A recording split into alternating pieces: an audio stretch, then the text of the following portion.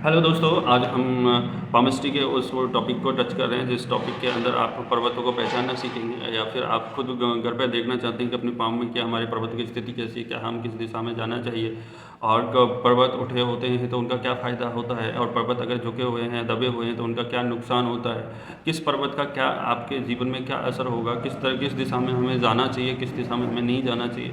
तो वो सारे कुछ हमें यहाँ पे पर्वतों के बारे में, पर्वत हमें सब कुछ बताते हैं। हमारे हाथ में बहुत कुछ है, इस मुट्ठी को बंद करो तो ये पूरे सारे के सारे अपने हाथ में है, इनको खोल दो तो ये अपने हिसाब से काम करते हैं। तो हाथ की एक विशेष विशेष बात ये होती है कि अगर हाथ में कोई भी चीज़ कम या ज़्यादा है तो उन चीज़ों को कंट्रोल किया जा सकता है अपने कर्मों के द्वारा। ये आपको पहले से समझ लेना चाहिए। ऐसा नहीं है अगर आपकी कोई चीज़ नहीं है, आपको जो मैं बता रहा हूँ कि जैसे कुछ पॉजिटिव चीज़ें मैं आपको बताऊँगा, कुछ चीज़ नेगेटिव चीज़ें आपको बताऊँगा।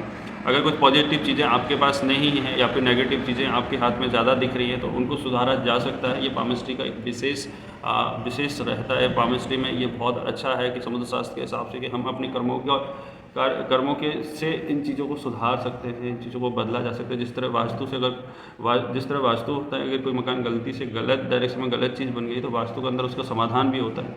इसी हिसाब से इनमें पामिस्ट्री में भी हर चीज़ का समाधान है। तो हम चलते हैं अपने वीडियो की टॉपिक की तरफ और पर्वतों की विशेषता के बारे में बात करते हैं। तो ये जो सबसे छोटी वाली उंगली का नीचे वाला जो पर्वत है, इस पर्वत को हम जो कहते हैं, ये जो पर्वत होगा हमारा, वो पर्वत होगा हमारा बुद्ध पर्वत, इसको बोला जाएगा।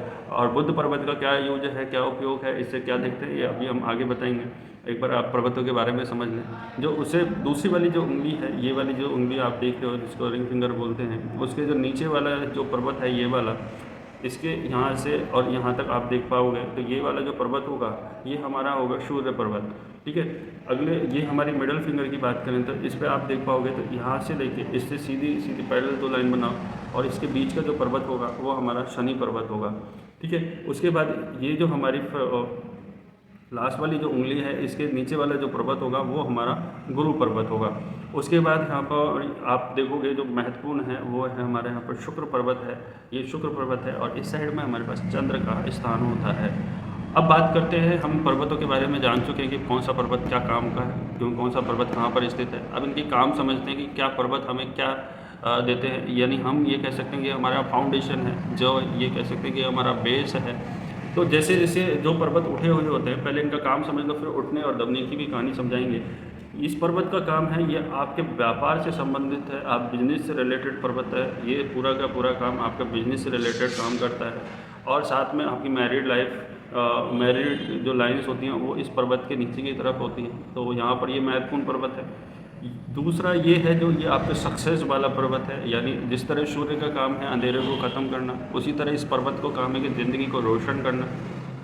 ठीक है। तीसरा जो पर्वत हमने आपको बताया शनि पर्वत, ये जो महत्वता देता है, ये कर्म को महत्वता देता है कि आप जिस दिशा में कर्म करते हो वो उस दिशा में क्या आप सही कर रहे हो। जैसे ये सबसे जो प्रधान पर्वत माना जाता है वो नौकरी पेशा वाला पर्वत माना जाता है कि सबसे ज़्यादा अगर नौकरी के साथ आपका कैसा रहेगा भविष्य, वो सारा कुछ इस पर्वत के अंदर दिखाई देगा। लास्ट जो ये जो पर्वत है नीचे के लास्ट में अगर देखे जाए तो ये जो पर्वत है ये हमारा गुरु पर्वत है। ये हमारे स्वभाव को बताएगा, हमारे दयालुता या निर्दयी होने को बताएगा।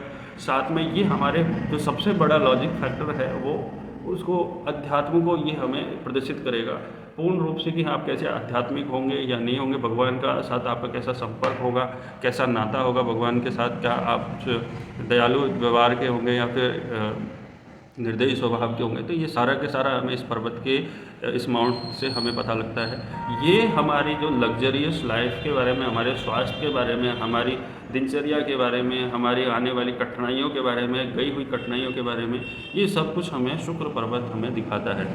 ठीक है। अगर मैं इस हैंड की बात करूँ तो इस हैंड में ज़्यादा कुछ नहीं है। इस हैंड के अंदर, इस हैंड में कुछ पर्वत ऐसे हैं जो उठे हुए हैं, कुछ पर्वत ऐसे हैं कि जो दबे हुए हैं। आप शुक्र देखोगे तो लग्जरियस लाइफ के लिए तो ये शुक्र बहुत अच्छा है ना। तो इस तरह अगर किसी का उठा हुआ है तो इसका मतलब वो बहुत अच्छा है। अगर ये दबा हुआ होता, अगर ये थोड़ा सा ऐसे झुका हुआ होता नीचे की तरफ, तो इसका मतलब ये होता कि इसकी जो मतलब जीवन है वो कठिनाइयों में बीतने वाला है, कि बीमारी से हो या किसी प्यार प्रेम का हो या किसी भी चीज़ का हो, तो वो यहाँ पर झुका हुआ दिखाई देगा।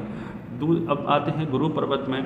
इसकी विशेषता आपको मैंने बता दी कि अध्यात्म, अगर ये उठा हुआ है तो आप हर जगह हर स्थान पर आप अपने को कंट्रोल कर सकते हो, आप अपने अध्यात्म से कंट्रोल कर सकते हो चीज़ों को।